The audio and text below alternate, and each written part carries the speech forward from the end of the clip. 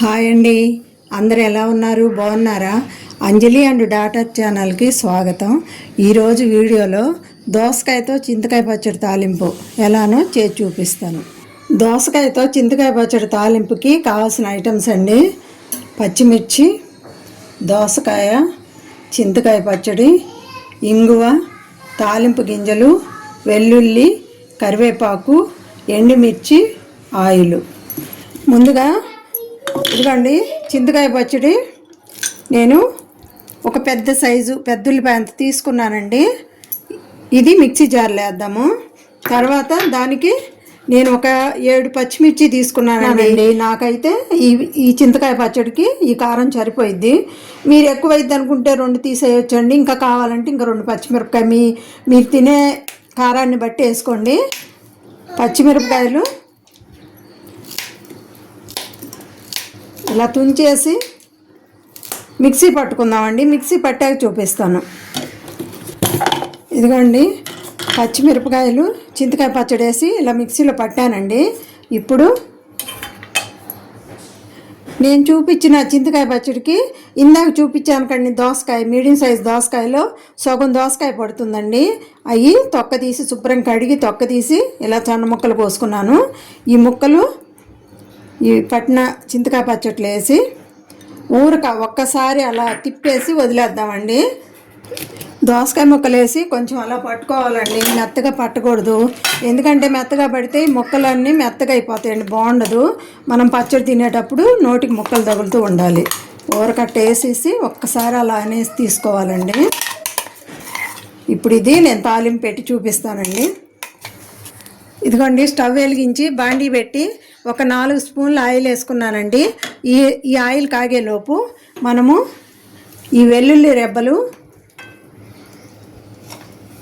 నేను ఒక 6 వెల్లుల్లి రెబ్బలు తీసుకున్నానండి.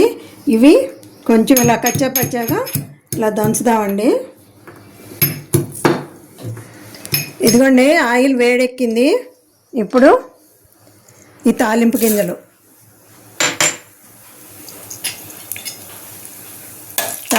వేసి తర్వాత ఎండుమిర్చి కూడా ఇలా తుంచేసుకుందామండి.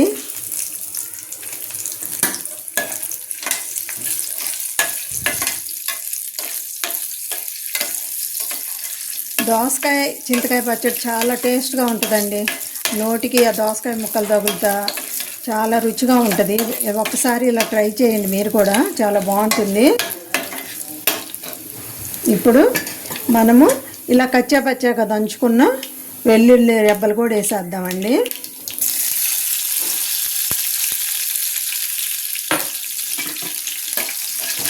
తర్వాత కడిగి ఉంచుకున్న కరివేపాకు. ఇప్పుడు మంట సిమ్లో పెట్టుకుందాము. ఇగండి తాలింపు ఇలా వేగింది కదా. ఇప్పుడు కొంచెం ఇంగు వేసుకుందామండి. చింతకాయ పచ్చళ్ళు ఇంగు వేస్తే చాలా టేస్ట్గా ఉంటుందండి, మంచి వాసన వస్తుంది, రుచిగా ఉంటుంది.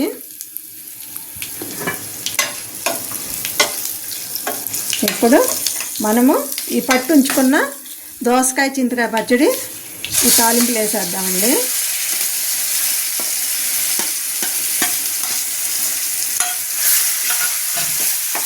తాలింపులు వేసాక ఇలా కలుపుకొని ఒక 2-3 నిమిషాలు ఈ నూనెలో ఇలా మగ్గనిద్దామండి. ఇదిగోండి తాలింపులు వేసాక ఒక 2-3 నిమిషాలు ఇలా ఆయిల్లో మగ్గనివ్వమని చెప్పాను కదండి. ఆ 2-3 నిమిషాలు మగ్గేటప్పుడు తేపకు ఒకసారి ఇలా గంటి పెట్టి కలుపుతూ ఉండాలండి. ఇప్పుడు ఈ దోసకాయ చింతకాయ పచ్చడి తయారైపోయిందండి. దీన్ని ఇంకా బౌల్లోకి తీసుకుందాం. చూసారు కదండి దోసకాయతో చింతకాయ పచ్చడి ఎలా తయారు చేయాలో. చూడండి ఎంత బాగుందో. బాగుంటమే కాదండి, చాలా టేస్ట్గా కూడా ఉంటుంది. ఒక్కసారి మీరు ట్రై చేసి చూడండి. మీకు కనుక ఈ వీడియో నచ్చితే లైక్ చేయండి, షేర్ చేయండి. మర్చిపోకుండా మా ఛానల్ని సబ్స్క్రైబ్ చేసుకోండి. మా వీడియో చూసినందుకు మీ అందరికీ ధన్యవాదాలు.